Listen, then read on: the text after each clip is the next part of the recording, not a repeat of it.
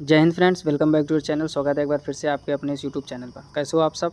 I hope आप सभी अच्छे होंगे, स्वस्थ होंगे और आपकी पढ़ाई भी अच्छी चल रही होगी। तो ये है पार्ट 5 यानी लेक्चर 5। इसके पहले 4 पार्ट ऑलरेडी अपलोड हो चुके हैं। यदि आपने वो नहीं देखे तो उनका लिंक नीचे डिस्क्रिप्शन में मिल जाएगा या फिर आप प्लेलिस्ट में जाकर देख सकते हैं। तो 80 नंबर तक क्वेश्चन हम लोगों ने कंप्लीट कर लिए थे और अब सीखेंगे हम लोग 81 नंबर क्वेश्चन से। जैसे पहला क्वेश्चन इसमें क्या दिया हुआ है, लिखा है लायन कैपिटल का निर्माण बुद्ध के, फिर ब्लैंक दिया यानी खाली स्थान, की ऐतिहासिक घटना की स्मृति में बनाया गया था। फिर से पढ़ लीजिए, लिखा है लायन कैपिटल का निर्माण बुद्ध के, फिर खाली स्थान, की ऐतिहासिक घटना की स्मृति में बनाया गया था। तो इसका ऑप्शन हो जाएगा पहले उपदेश। ध्यान से समझो, यानी इसका ऑप्शन हो जाएगा ऑप्शन डी। यानी कहने का मतलब लायन कैपिटल का निर्माण बुद्ध के पहले उपदेश की ऐतिहासिक घटना की स्मृति में बनाया गया था। नेक्स्ट क्वेश्चन देखिए 82 नंबर, लिखा हुआ है खानवा का युद्ध किसके बीच लड़ा गया था। वेरी इंपॉर्टेंट क्वेश्चन, कई बार आ चुका है। यानी जो खानवा का युद्ध है आपका वो किसके किसके बीच लड़ा गया था। देखते हैं इसके ऑप्शन। पहला ऑप्शन दिया गया था बाबर और राणा सांगा। दूसरा लिखा है बाबर और शेरशाह सूरी। तीसरा लिखा है शेरशाह सूरी और राणा सांगा। चौथा लिखा है बाबर और इब्राहिम लोदी। तो खानवा का जो युद्ध था वो आपका बाबर और राणा सांगा के बीच लड़ा गया था। तो इसका ऑप्शन सही हो जाएगा ऑप्शन ए, खानवा का युद्ध बाबर और राणा सांगा के बीच लड़ा गया था। नेक्स्ट क्वेश्चन देखिए 83 नंबर, लिखा हुआ है आत्मीय समाज की स्थापना निम्नलिखित में से किसने की थी। पहला ऑप्शन लिखा है दयानंद सरस्वती। दूसरा लिखा है भीमराव रामजी अम्बेडकर। तीसरा लिखा है स्वामी विवेकानंद और चौथा लिखा है राजा राम मोहन राय। ध्यान से समझो, अच्छा क्वेश्चन है। कहने का मतलब आत्मीय समाज की स्थापना निम्नलिखित में से किसने की थी, तो वो की थी राजा राम मोहन राय ने। ऑप्शन डी इसका सही हो जाएगा। और क्या किया था राजा राम ने, तो राजा राम मोहन राय ने ब्रह्म समाज की स्थापना की थी, सती प्रथा का अंत किया था। ठीक, जब भी इनका नाम आता है हम दोनों पॉइंट जरूर आपसे बताते हैं क्योंकि ये इंपॉर्टेंट है। नेक्स्ट क्वेश्चन देखिए 84 नंबर में लिखा हुआ है 1773 में भारत के प्रथम गवर्नर जनरल कौन बने। यानी जो 1773 आपका ईयर है इसमें भारत के प्रथम गवर्नर जनरल कौन बने थे। पहला लिखा है वारेन हेस्टिंग, दूसरा लिखा है रॉबर्ट क्लाइव, तीसरा लिखा है चार्ल्स कॉर्नवालिस और चौथा लिखा है थॉमस मुनरो। तो 1773 में जो आपके भारत के प्रथम गवर्नर जनरल थे वो थे वारेन हेस्टिंग। ऑप्शन ए इसका सही हो जाएगा। नेक्स्ट क्वेश्चन देखिए 85 नंबर, लिखा हुआ है निम्नलिखित में से कौन सा वेद सबसे पुराना वेद है, तो ऋग्वेद। ठीक, एक बार और आ चुका है क्वेश्चन तभी तुरंत टिक हो गया। 4 वेद हैं आपके, ऋग्वेद, यजुर्वेद, अथर्ववेद, सामवेद। तो इनमें जो सबसे पुराना वेद है वो है आपका ऋग्वेद। ऑप्शन 20 का सही हो जाएगा। नेक्स्ट क्वेश्चन देखिए 86 नंबर, लिखा हुआ सिंधु घाटी सभ्यता में निम्नलिखित में से कौन सा शहर अस्तित्व में था। ठीक, तो ऑप्शन इसके नेक्स्ट स्लाइड में होंगे लेकिन आप आंसर यहाँ समझ लीजिए। इसका आंसर होगा हड़प्पा। क्या होगा? हड़प्पा। कहने का मतलब कह रहा है निम्नलिखित या सिंधु घाटी सभ्यता में निम्नलिखित में से कौन सा शहर अस्तित्व में था। तो सिंधु घाटी सभ्यता में जो हड़प्पा था वो आपका अस्तित्व में था। तो देखते हैं नेक्स्ट स्लाइड में इसके ऑप्शन।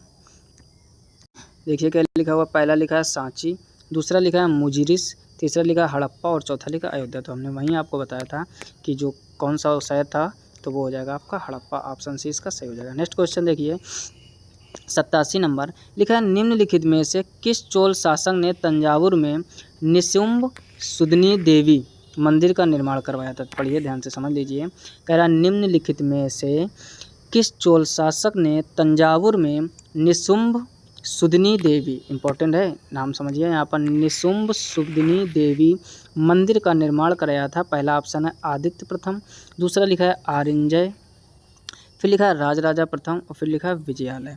तो इसका ऑप्शन डी सही हो जाएगा, विजयालय। कहने का मतलब कह रहा निम्नलिखित में से किस चोल शासक ने तंजावुर में निशुंभ सुदनी देवी के मंदिर का निर्माण कराया, तो वो थे आपका विजयालय।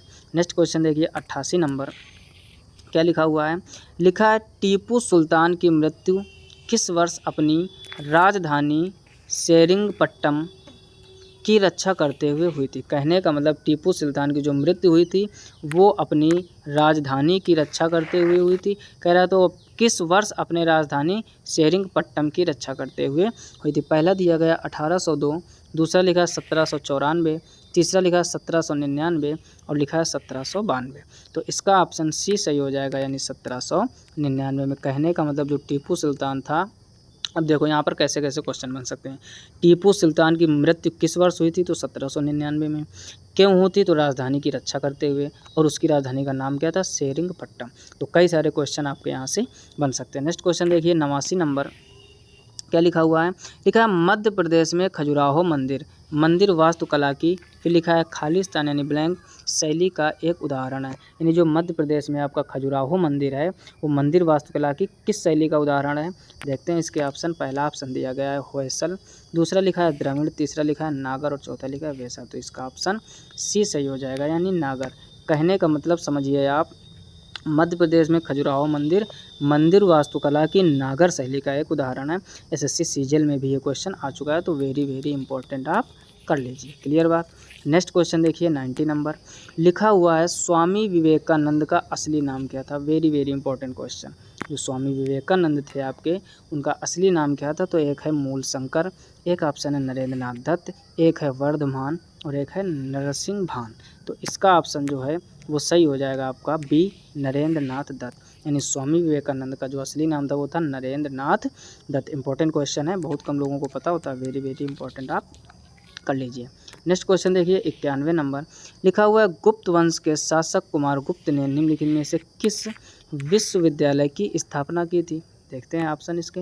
पहला ऑप्शन दिया गया है नालंदा विश्वविद्यालय, दूसरा लिखा है दिल्ली विश्वविद्यालय, तीसरा लिखा है तक्षशिला विश्वविद्यालय और चौथा पुणे विश्वविद्यालय।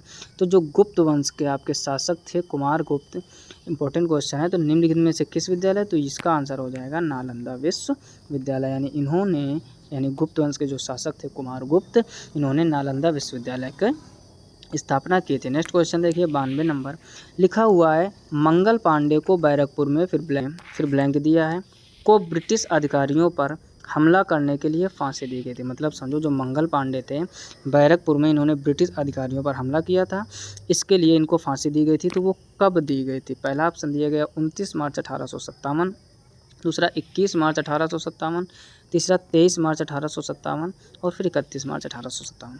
तो ये 29 मार्च को ही घटना थी, 29 मार्च 1957। ऑप्शन ए इसका सही हो जाएगा। यानी मंगल पांडे को बैरकपुर में 29 मार्च 1857 को ब्रिटिश अधिकारियों पर हमला करने के लिए फांसी दी गई थी। नेक्स्ट क्वेश्चन देखिए 93 नंबर, लिखा है पुलकेशन प्रथम दक्षिण भारत के फिर खालिस्तान वंश के संस्थापक थे। यानी जो पुलकेशन प्रथम थे वो दक्षिण भारत के किस वंश के संस्थापक थे? तो वो थे आपका चालुक्य वंश।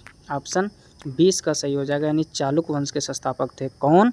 पुलकेशन प्रथम। और कहाँ? दक्षिण भारत के। नेक्स्ट क्वेश्चन देखिए 94 नंबर, लिखा हुआ है अखिल भारतीय मुस्लिम लीग का गठन फिर खालिस्तान में हुआ था। यानी अखिल भारतीय मुस्लिम लीग का गठन कब हुआ था? तो अखिल भारतीय मुस्लिम लीग का गठन हुआ था आपका 1906 ईस्वी में। बहुत बार ये क्वेश्चन आ चुका है, वेरी वेरी इंपॉर्टेंट है, कम से कम 10-12 बार मिल चुका है जब से हमने ये प्रीवियस ईयर क्वेश्चन स्टार्ट किया। तो अखिल भारतीय मुस्लिम लीग का गठन 1906 ईस्वी में हुआ था। जरूर से ज़रूर तैयार कर लीजिए।